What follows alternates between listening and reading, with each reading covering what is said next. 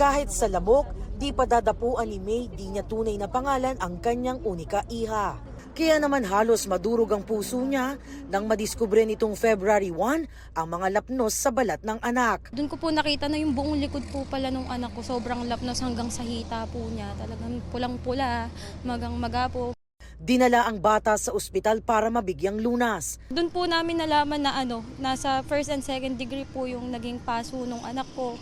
Hanggang sa talagang nagpapakamatay, iyak po siya. Siyempre po masakit sa akin, wala akong magawa. Hindi ko man lang nasakulon yung anak ko. Binalikan ni May ang kanilang CCTV footage para malaman ang nangyari.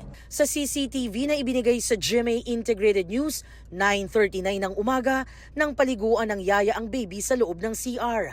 Pero maya-maya, maririnig ang palahaw ng sanggol. Inabot ng ilang minuto ang pag-iyak ng sanggol sa loob ng CR bago ilabas ng yaya na nakabalot ng tuwalya. Sa sala, makikitang ilang beses pinunasan ng sanggol at wala pa ring tigil sa pag-iyak. Sinubukan ng yaya patahanin ng sanggol pero wala itong tigil sa pagpalahaw. Dakong 3:00 na ng hapon na nalaman ni May ang nangyari sa anak. Matapos ang pagsabi ng iba-ibang dahilan, lumabas na ng paliguan daw ng yaya ang bata.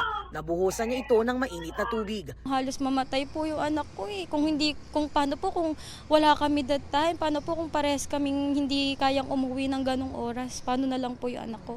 6 na oras pong nagtiis yung anak ko sa sakit bago po siya nagbigyan ng first aid.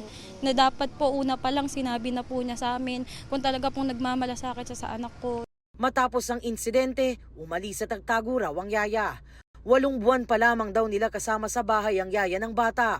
Sa isang agency daw sila nakahanap ng makakatuwang sa pag-alaga sa anak dahil naghahanap buhay silang mag-asawa. Sinubukan namin tawagan ang mga numero ng agency na hawak ni May at nakapaskil sa kanilang social media page pero di na ito makontak.